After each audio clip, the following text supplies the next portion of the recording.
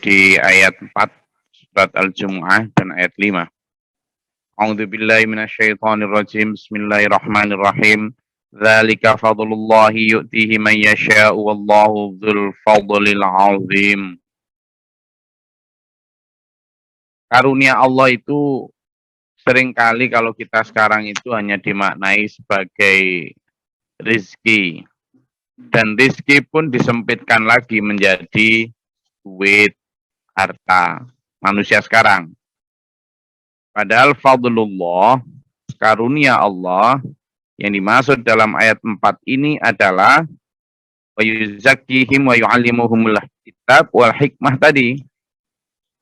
Dan yang paling utama adalah keberutusan Rasul. Jadi utusnya Rasul kepada umat itu adalah fadlullah, karunia Allah. Bahkan karunia terbesar untuk manusia. Tunjuk, hidayah, itu karunia besar dulur ya. Makanya Ali bin Abi Thalib pernah mengatakan, kalau seandainya manusia itu tahu betapa hidayah dan petunjuk, hidayah atau petunjuk dari Allah berupa kedatangan Nabi Rasul, melalui firman-firmannya, satu huruf itu loh, banding dengan emas segunung Uhud. Jadi kalau satu huruf yang merupakan petunjuk dari Allah, itu menurut dia bisa bahkan lebih berharga daripada emas sebesar gunung Uhud. Jadi kita harus mulai cerdas untuk memaknai fadlullah, karunia Allah yang sering kita minta, itu bukan hanya tentang duit, makanan, pakaian, jabatan, ya. Bukan hanya itu, lur. Fadlullah terutama yang paling besar adalah datangnya Rasul yang membawa kita keluar dari minadh-dhulumati ilan nur. Dari kezaliman menuju cahaya terang. Itu besar itu. Kenapa? Karena ketika kita di kuburan nanti, ketika kita di akhirat nanti, bukan harta, bukan jabatan, bukan tahta yang kita banggakan di dunia itu yang bisa menolong kita di akhirat, tetapi hidayah tadi. Nah, itulah kenapa maka di sini disebut dzul fadlil azim. Allah itu memiliki karunia yang sangat besar. Nah, sangat besar itu karunianya, satu diantaranya diberikan kepada manusia ketika di dunia adalah diutusnya Rasul. Karena tanpa diutusnya Rasul, tersesat istilah. Demikian pula tanpa Quran, umat ini akan tersesat. Maka kita diminta untuk mendekat dan mempelajari Quran. Ayat kedua yang kemarin kita pelajari, satu di antara fadlullah itu adalah alladzi ba'atsa fil ummiyina rasulam minhum yatslu 'alaihim ayatihi. Jadi utusnya Rasul yang membacakan ayat-ayat Allah, yang menyampaikan firman Allah berupa petunjuk tadi. Lalu yang kedua, yuzakkihim, dan menyucikan manusia dari apa? Kemarin kita sebut dari segala macam bid'ah khurafat, dari segala macam kesyirikan, dari segala macam kesesatan fikir. Itu karunia Allah itu. Bagi orang yang mempercayainya. Wa yu'allimuhumul kitab, dan yang mengajarkan kitab wal hikmah, dan hikmah kemarin. Kenapa? Karena sebelumnya fi dhalalim mubin. Karena sebelumnya mereka min qablu fa fi dhalalim. Sebelumnya mereka berada dalam kesesatan yang nyata. Hingga ketika dikeluarkan dari kesesatan yang nyata itulah mereka itu mendapatkan fadlullah atau fadlil azim, karunia Allah yang besar. Jelas ya? Jadi kita rubah. Jadi kayak sampean ngaji gini ini, lalu mendapatkan petunjuk, oh ternyata begitu, gitu ya. Oh ternyata saya selama ini salah. Oh ternyata gitu yang benar. Loh, sampean mendapatkan begitu itu fadlul azim itu. Karunia yang besar itu. Makanya mahal. Mahal hidayah ini ya. Jadi kita ngaji bondo pulsa berapa sih? Sama kalau ikut Zoom gini berapa? Biasanya habis berapa satu bulan atau bukan kalau ikut Zoom gini? Hah? 50, Berapa? 40. Berapa? Kalau ikut Zoom gini biasanya berapa pulsa yang dihabiskan untuk ikut Zoom ini? Gak banyak, Gus. Wifi murah, Gus. Oh, ada di warung. Ngopi gitu, sehingga wifi gratis gitu. Nggak pakai wifi, saya beli pulsa sama aja, pakai Zoom sama enggak. Budgetnya sama aja, nggak nambah. Anggaplah 100.000 ya.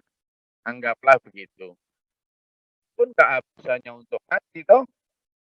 Cuman paling banyak kan untuk ya lihat YouTube apa segala macam ya. Ya.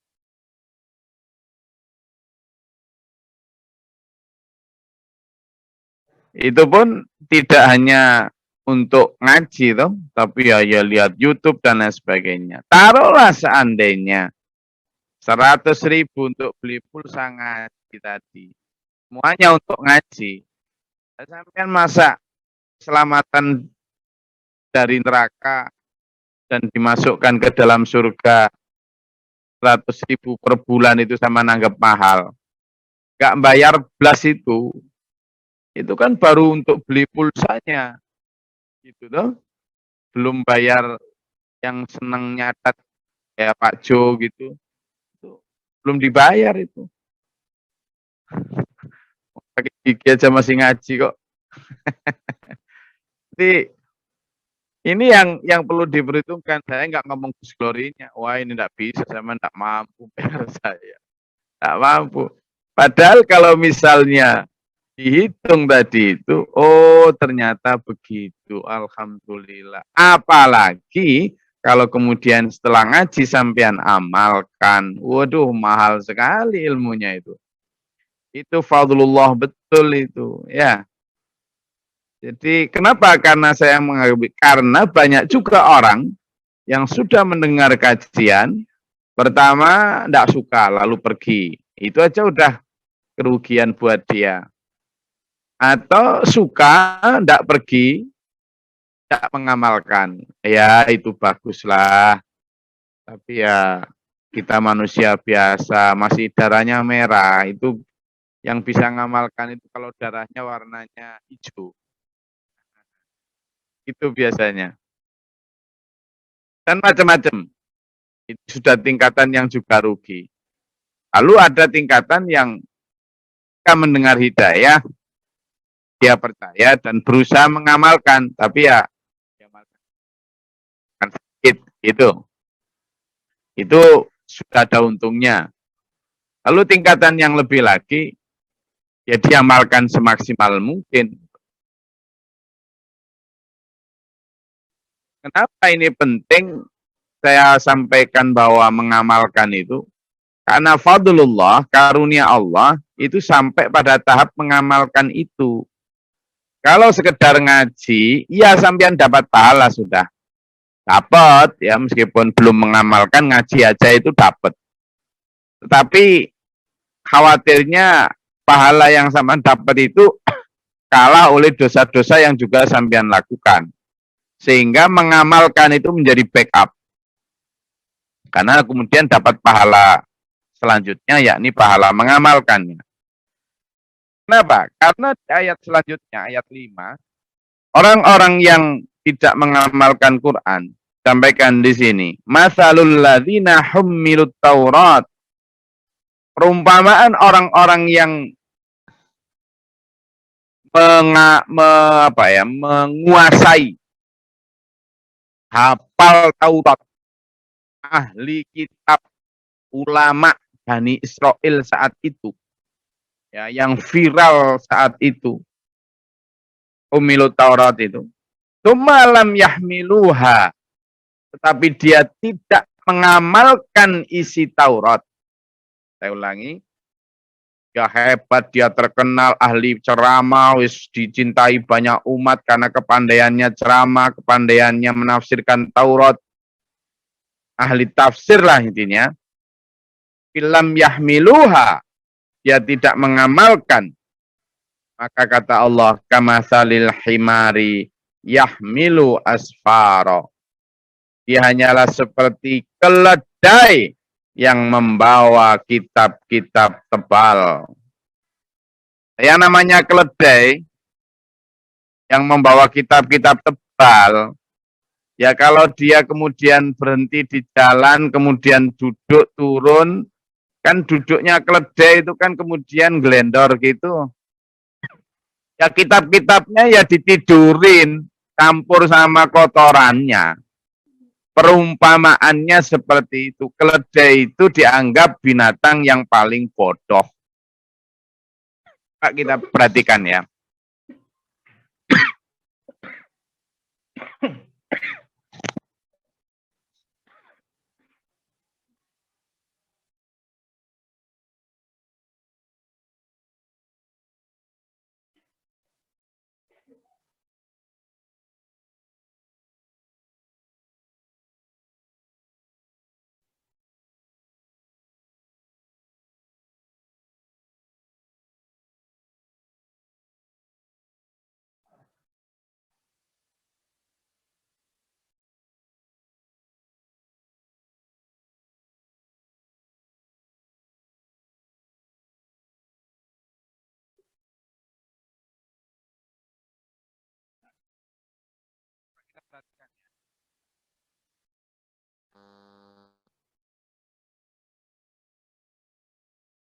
Coba kita perhatikan ya.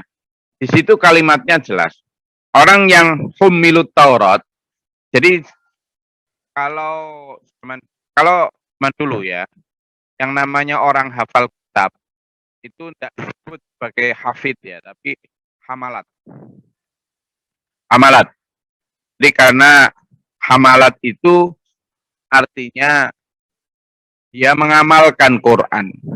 Maka humilu itu dia punya tugas untuk tidak saja hafal dan menguasai, tetapi mengamalkan. Nah, berarti dia sangat alim tuh. Sangat alim, sangat ahli. Kalau sekarang gitu ya ulama khosh lah, syekh dan sebagainya.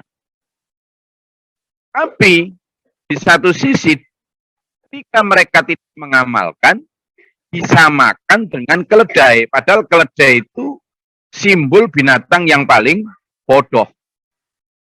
Berarti di mata Allah, tak penting kamu pintar kitab, kamu ahli agama, mufasir paling terkenal, kitabmu jutaan, tak penting. Kalau kamu tidak mengamalkan kitab yang kamu kuasai, kamu hanyalah seperti keledai bodoh. Siapa yang ngomong gitu? Bukan saya. Nanti, waduh, Gus Glory keras. Siapa yang keras? Saya hanya membacakan. Emang baca sendiri tadi ya? Apa tadi? Al-himat. Seperti apa? Keledai. Keledai bodoh. Ya. Makanya di sini disebut bi'sa mathalul qaumal ladzina kadzdzabu bi ayatillah. Amat buruk perumpamaan orang-orang yang mendustakan ayat-ayat Allah. Loh, disebut mendustakan loh. Padahal coba gimana coba? Coba kita pahami tuh. Dia itu pegang kitab Taurat. Dia itu ahli Taurat, hafal Taurat, ahli tafsir Taurat. Tapi dianggap mendustakan kitab. Oh, gimana coba? Gitu. Jadi kalau misalnya orang-orang sekarang yang ahli Quran, ahli kitab ini, ahli hadis, ahli itu, dan lain sebagainya, lalu tidak mengamalkan apa yang diahli, yang dikuasai, yo podo. Itu loh. Kita tarik kesimpulannya ke situ. Berarti sama dengan mendustakan ayat-ayat Allah tadi. Wah, kok keras gitu? Ya potong, itu juga berlaku untuk saya kok.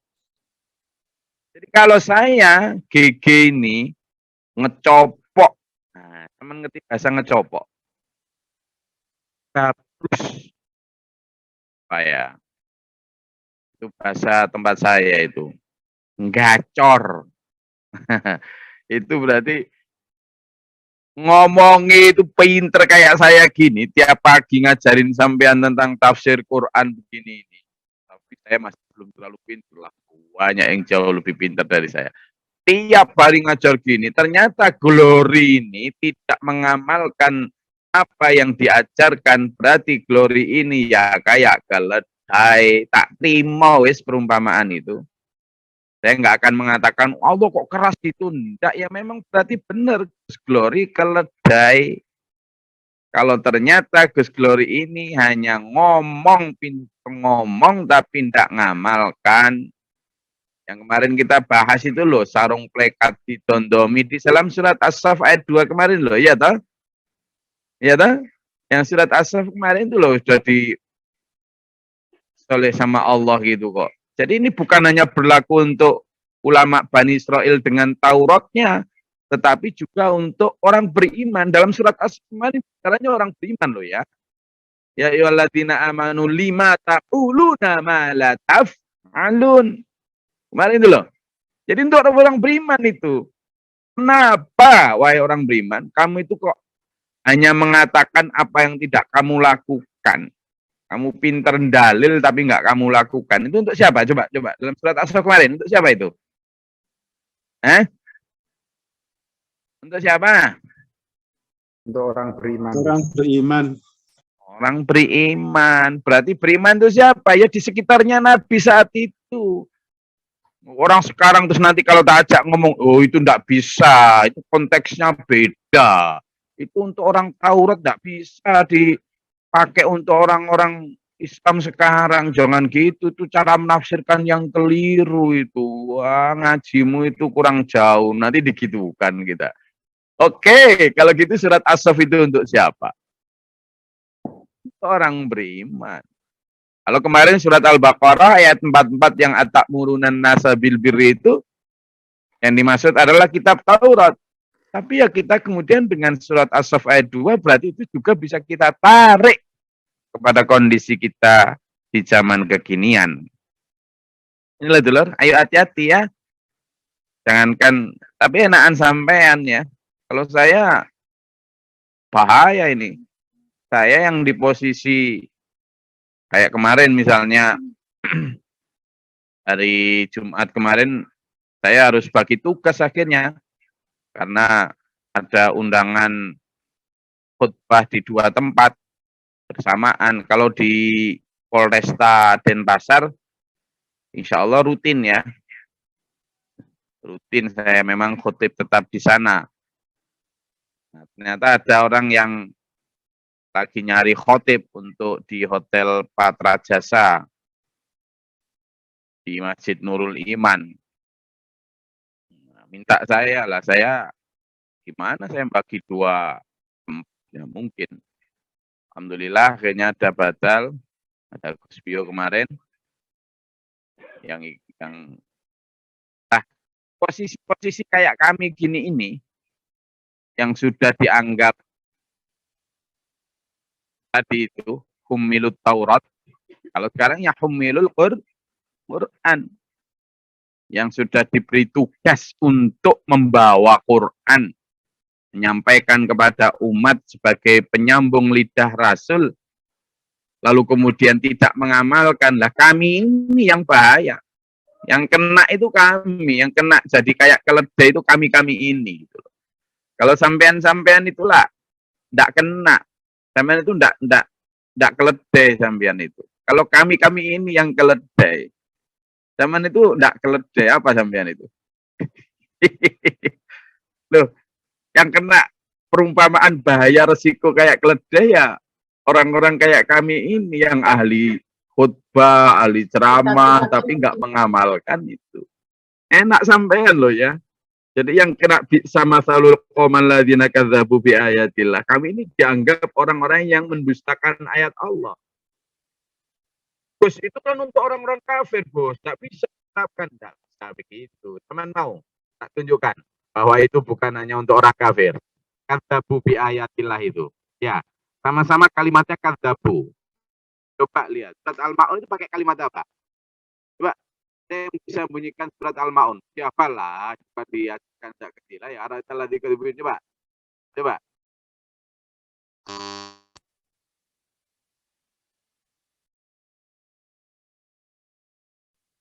Itu loh, surat Ar-Ra'aital ladzi itu loh. Gimana coba? Ayo. Ar-Ra'aital ladzi. Ayo. Fadhalika alladzi yad'u lihat. Ayo semua ikut. Ar-Ra'aital ladzi tukadzibu. Ar-Ra'aital ladzi, tahukah kamu orang-orang yang yukadzibu, mendustakan agama. Siapa mereka? Coba terus lanjut. Fadzalikal ladzi yad'ul yatim. Mereka adalah orang-orang yang menghargai anak yatim. Nah, itu yang mendustakan agama. Terus wala yahuddu ala ta'amil miskin, yaitu orang-orang yang tidak menyeru untuk memberi makan orang miskin. Ini ayat selanjutnya. Fawailul lil musallin. Maka celakalah orang-orang yang apa? Sholat. Loh, orang sholat masih dianggap pendusta agama, pendusta ayat-ayat Allah. Kalau apa? Kalau dia menghargai anak yatim, kalau tidak memberi makan orang miskin. Alladzina hum an sholatihim sahun. Orang-orang yang sholatnya lalai, jadi tetap dusta agamanya kalau sholatnya lalai. Dan juga alladzina hum yura'un, orang yang sholatnya karena riya, berarti juga dusta. Jadi ayat ini kembali kepada yang kita pelajari di ayat 5 surat Al-Jumu'ah, bukan hanya untuk orang-orang yang secara terang-terangan tidak percaya Al-Quran, tetapi orang-orang yang juga tidak mengamalkan Quran. Ajaran kejeron, ekstrim, terlalu keras. Yang keras siapa coba? Saya tadi loh nyampaikan ayat apa nyampaikan pendapat GG?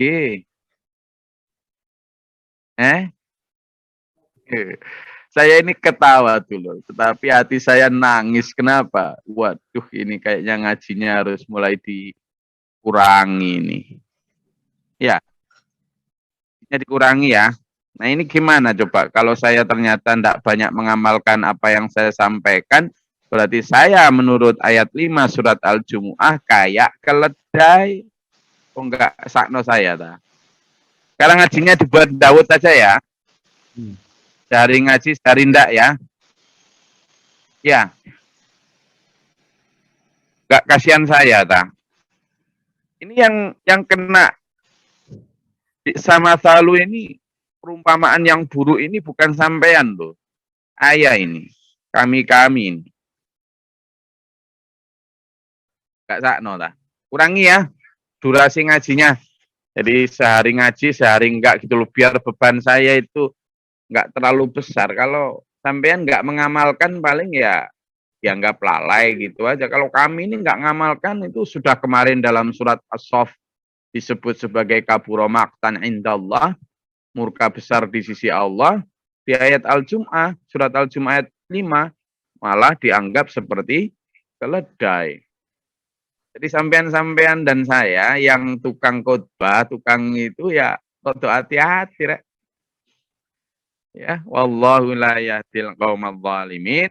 Allah tidak memberi hidayah kepada orang-orang yang zalim. Jadi perumpamaan orang yang ahli kitab, baik kitab Taurat, kitab Injil, bahkan kitab Quran, dia hanya ahli ngomong, ahli hafal, mengamalkan, dianggap seperti keledai dalam surat Al-Jumu'ah ayat 5 ini. Jadi kalau sampean ngomong ajaran di SPMA atau kajian bersama GG itu terlalu ekstrim, terlalu keras, jangan nyalahkan saya, nyalahkan kitab Qur'annya ini. Tapi kalau saya disalahkan sih sudah biasa. Monggo, enggak apa-apa, ngurangi dosa saya. Oke, silakan. Kalau ada yang mau ditanyakan.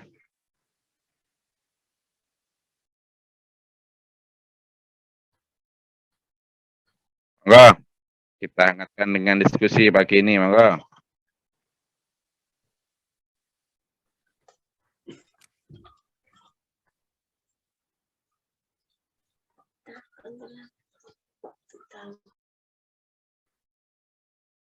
Silakan, udah?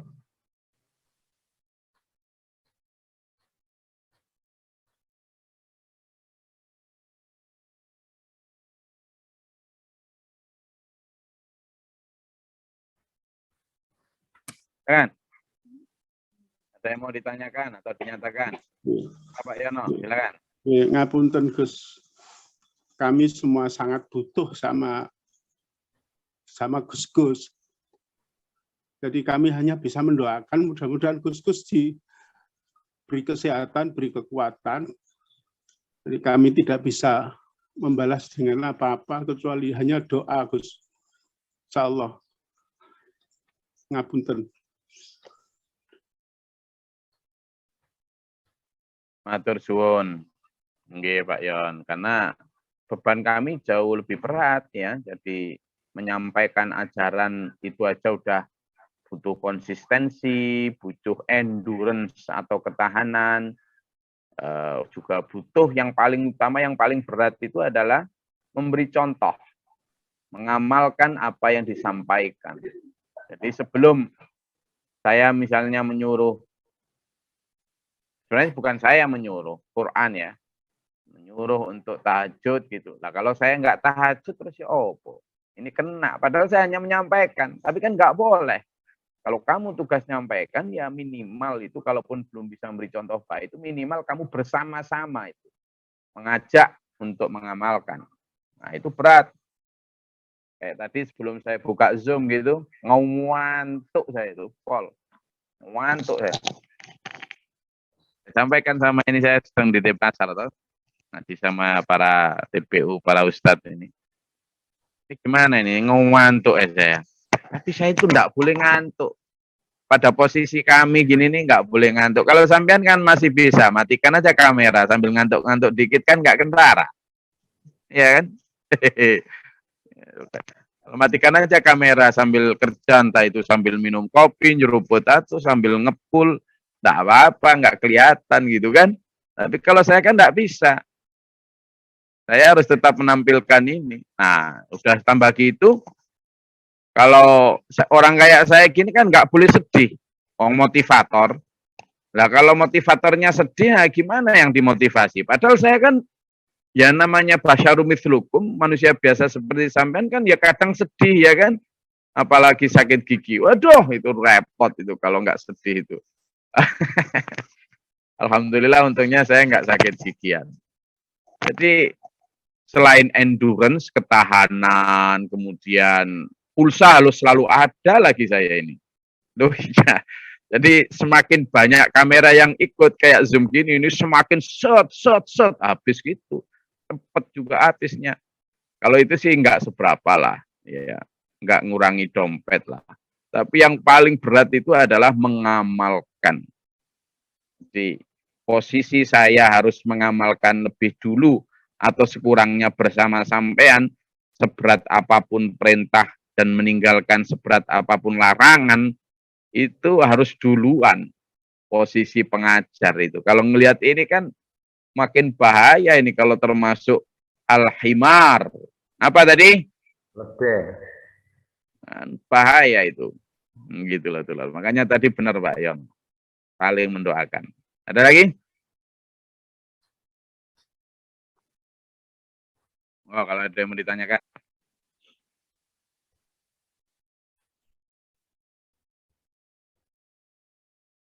Oke. Kalau ada? Ya, Assalamualaikum. Mau tanya, Gus. Silakan. Tentang ayat kan kebanyakan orang menafsirkan la yamassuhu ilal mutahharun itu kan tidak menyentuh Quran, harus menyentuh Quran terus berwudu. Tapi kan di situ kan tafsirnya tentang tidak bisa melaksanakan Al-Quran itu dengan hati yang suci gitu. Itu yang pertama. Yang kedua dalam surat Al-Maidah ayat 68. Apakah seorang ulama atau ahli kitab Taurat, Injil, Al-Quran kalau tidak mengamalkan seluruh isi Al-Quran, Alkitab, apakah tidak dianggap beragama sedikit pun? Itu aja. Terima kasih.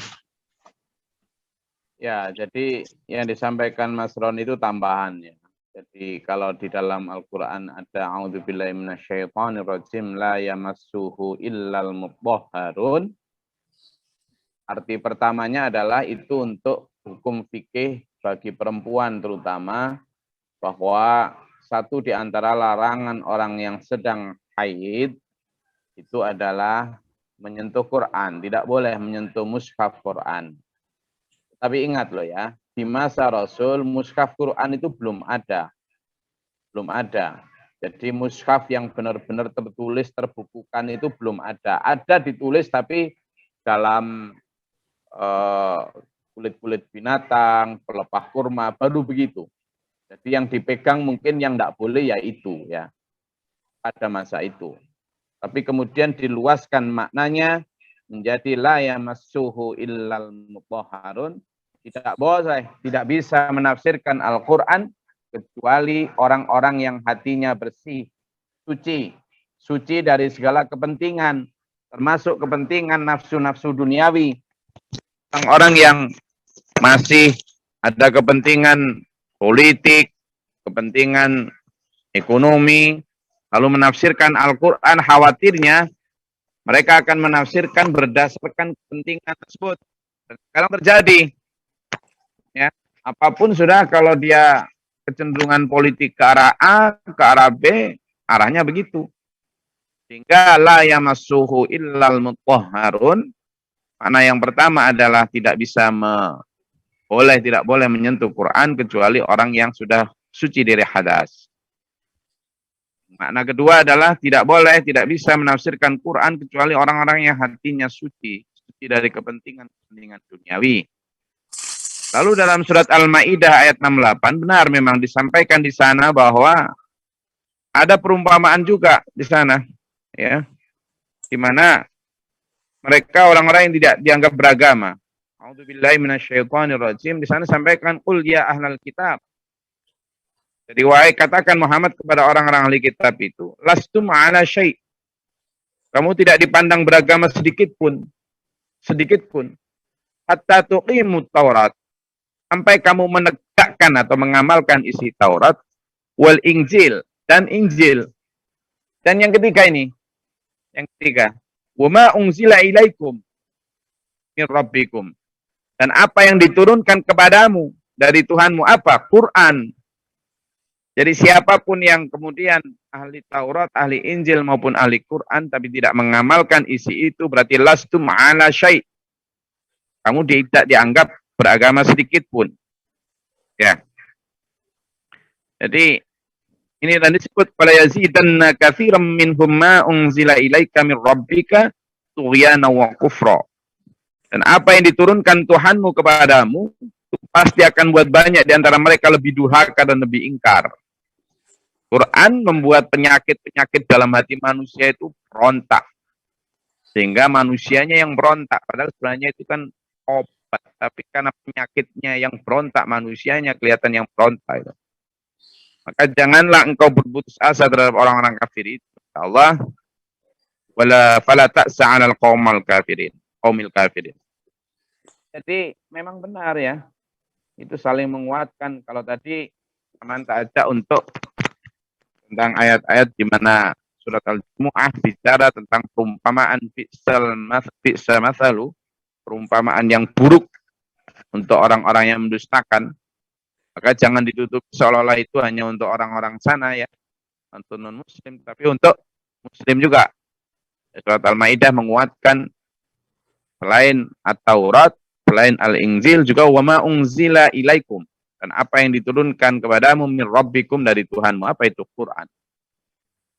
Makanya sampean silakan saja Misalnya ada yang mau menghafal Quran atau bangga anaknya hafal Quran, dipondokkan ke tahfidz dan sebagainya, silakan saja. Tapi sebenarnya sampean juga sedang mengajak anak sampean untuk menjadi orang-orang yang mengamalkan Quran dengan resiko kalau tidak mengamalkan kena ayat ini. Baik ayat 68 surat Al-Maidah maupun surat Al-Jumu'ah ayat 5. Begitu. Ya, jadi jangan hanya bangga. Anakku hafal sekian, juz sekian. Boleh, senang itu. Tapi bangga sampean itu juga dampingi dengan kewaspadaan. Karena kalau tidak mengamalkan apa yang dia hafalkan, kena ayat ini. Gitu ya. Bukan kok kemudian saya melarang, enggak. Tapi waspada. Saya rasa itu kajian kita pada pagi hari ini. Semoga Allah merahmati, meridai, menuntun kita dalam Shiratal Mustaqim. Jangan ngomong Shiratal Mustaqim itu, waduh kekerasan, kejeron, ekstrim. Tidak begitu. Yang sampean sedang tuju itu adalah surga, Jannatun Naim, mahal, agung, fadlullah, fadlul azim. Jadi kalau untuk menuju itu sampean hanya mau ecek-ecek, ya nggak sebanding lah. Maka ketika ada terasa berat, minta kepada Allah kekuatan. Supaya seberat apapun diberi lulus. La haula wala quwata illa billahil aliyil azim. Insyaallah dalam sampean mendoakan saya juga mendoakan sampean semua, kita saling menguatkan dalam perahu ini, dalam Shiratal Mustaqim ila akhir hayat insyaallah. Semoga Allah merahmati kita ila akhir hayat husnul khatimah. Amin. Allahumma sholli wa sallim barik ala sayyidina Muhammad. Allahumma ighfir lil mu'minin wal mu'minat wal muslimin muslimat al ahya'i minhum astaghfirullahaladzim. Allahumma ahdina fi man hadayt wa afina fi man afayt wa lana fi man tawallayt wa barik lana fi ma atait wa qina syarra ma qadait. Fa innaka taqdi wa la yuqda 'alaik wa inna ladhillu man walayt wa la yu'izzu man atait tabarak rabbana wa ta'ala alhamdulillah ma qadait astaghfiruka wa atubu ilaik. Wassallallahu sayyidina Muhammadin. Allahumma da'fa'na al-bala wal waba. Rabbana najina walina washabina minal qawmi dhalimin. Rabbana wa la taj'alna fil qawmi dhalimin. Allahumma rfa' darajatana fid dunya wal akhirah wa husnul khatimah. Allahumma iftah lana babas sama bab rahmatika. Allahumma anzil alaina rahmatan bi adadil qatil amtar wa bi warahil ahjar wa bi adad rabbil bihar bi baqa ilahil maliki jabbar bi rahmatika ya arhamar rahimin yarhamna. Rabbana amanna faktubna ma'asy syahidin. Rabbana la tuzigh qulubana ba'da idh hadaytana وهب لنا من لدنك رحمة إنك أنت الوهاب. ربنا واجعلنا مسلمين لك ومن ذريتنا أمة مسلمة لك وأرنا مناسكنا وتب علينا إنك أنت التواب الرحيم. ربنا آتنا في الدنيا حسنة وفي الآخرة حسنة وقنا عذاب النار. رب اغفر لي ولأخي ولي ولأزواجنا ولذريتنا ولأصحابنا وأدخلنا في رحمتك يا أرحم الراحمين ارحمنا. ربنا أفرغ لنا الصبر وثبت أقدامنا فانصرنا على القوم الكافرين وتوفنا مسلمين. ربنا تقبل دعاء إنك أنت السميع العليم. من الله بذات الصدور الله بصير بعباد. إن الله على كل شيء قدير. سبحان ربك رب العزة عما يصفون وسلام على محمد الحمد لله رب العالمين. والسلام عليكم ورحمة الله وبركاته. Waalaikumsalam warahmatullahi wabarakatuh. Gus. Gus. اللهم ارحمنا بالقرآن واجعله لنا إماما ونورا وهدى ورحمة